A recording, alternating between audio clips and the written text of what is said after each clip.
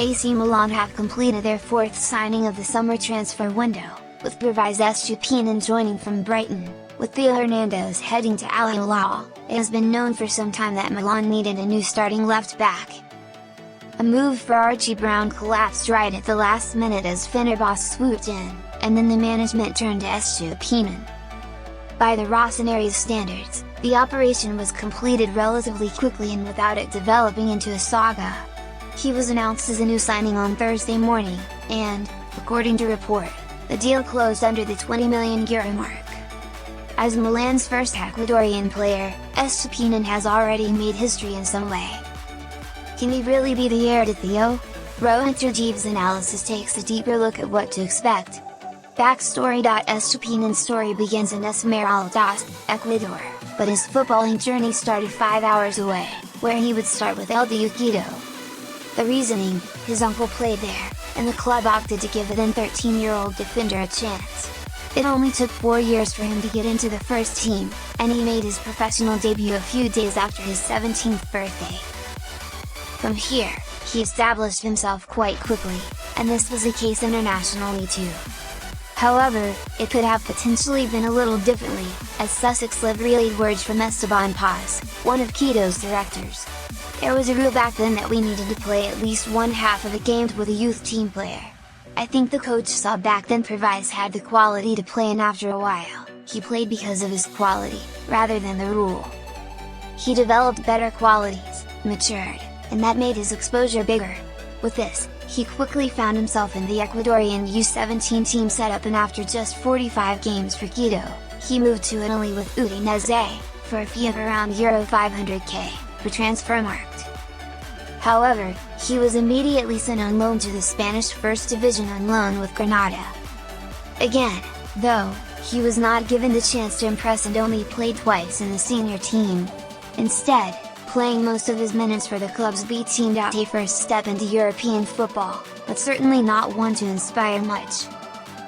In the following season, he moved to Almeria, and this is where he got his professional break, as the Spanish outfit took a chance on him. As they battled against relegation, the Ecuadorian assisted twice, as he established himself as a starter in Spain.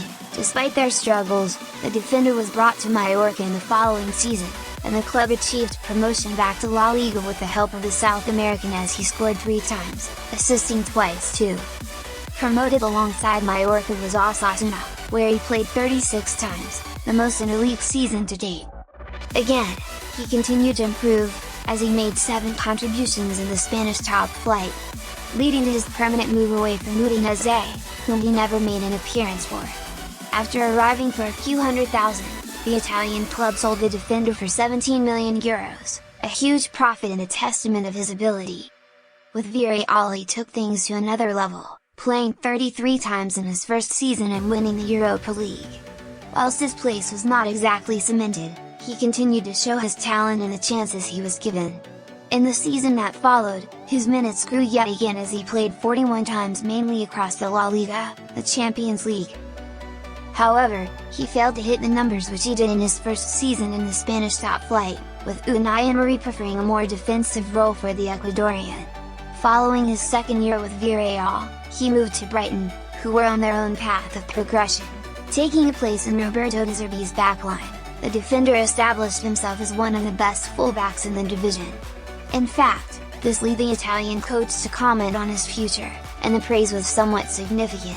I have to admit that Pervis is one of the most important players for us because he started out as a left back, but you can also find him as a striker. He's very intelligent, I think that's one of our secrets. He's improved his first touch and passing, but I'm always pushing him further. If he gets his first touch and passing skills right, I think he can become one of the best left backs in the world.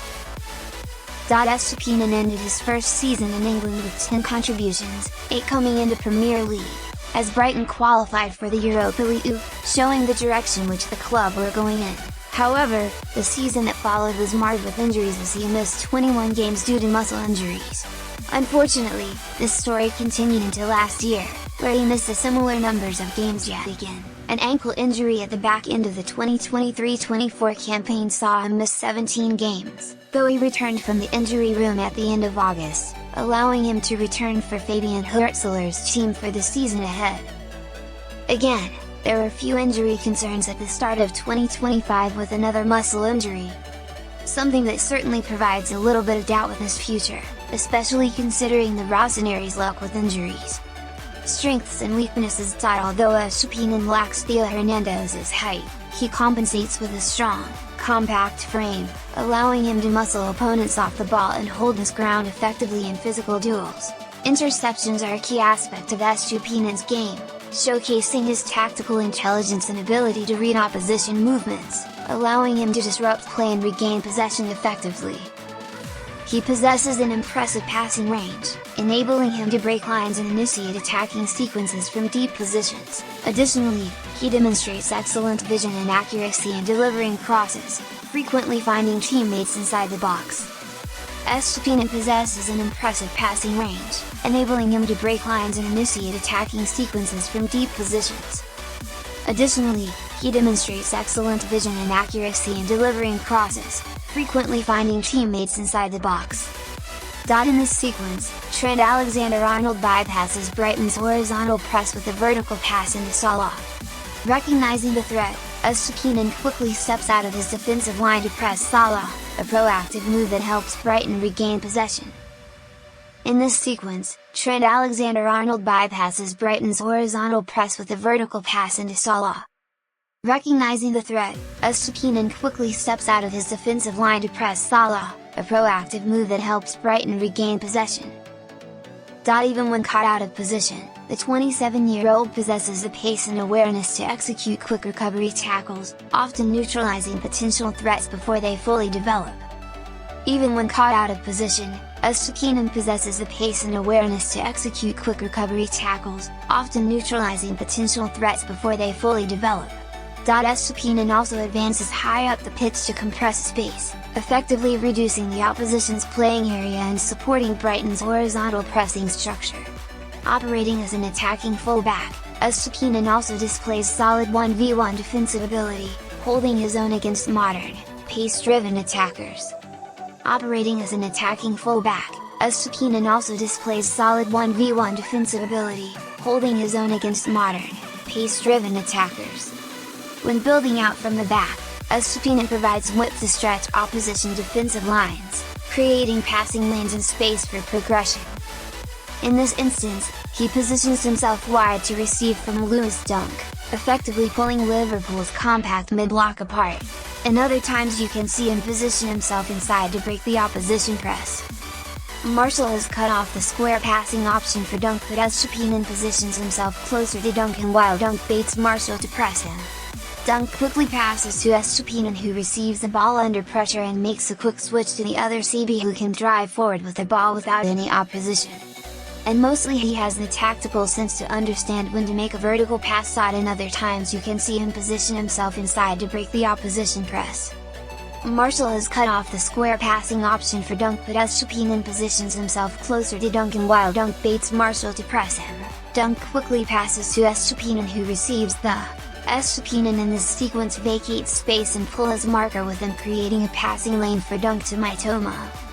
Fullback winger interactions. Estupinan in this sequence vacates space and pull his marker with him, creating a passing lane for Dunk to Mitoma. In one such sequence, Estupinan and Mitoma combined through a third-man combination as Mitoma stayed wide, allowing the left-back space to run through the half spaces and therefore combining through with a third-man run.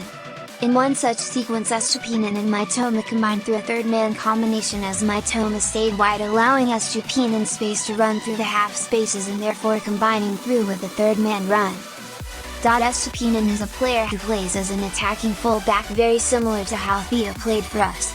This means that space would be open at the back with the space vacated by Estupinan to attack. This leaves a huge hole at the back. Estupinan also has a habit of being out of position at times. Here we can see Antony in a dangerous position in the half space ready to attack. Injuries have been a big problem for Estupinan in the past couple of seasons. Since the start of 2023-24, as per Transfermarkt, the defender has missed 43 games for club and country combined due to various issues.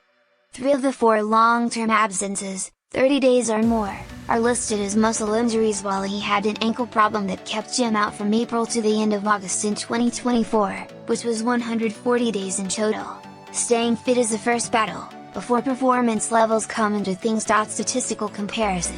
The most logical thing to do is to compare Estupinan to his predecessor Theo Hernandez, to try and understand in which areas he will be an upgrade versus a downgrade. Conclusion. Estupinan is a modern fullback who combines defensive intelligence with attacking versatility. He is strong in duels, sharp in interceptions, capable in recovery tackles, and progressive in build-up play. His tactical awareness in pressing and synergy with wingers make him a complete away option. The former Villarreal man is a solid player with great potential to do well in Serie A, but comparing him to Theo feels unfair. Estupinan should be judged on his own qualities essentially, not through Theo's shadow, and staying fit will be a big part of how he is judged.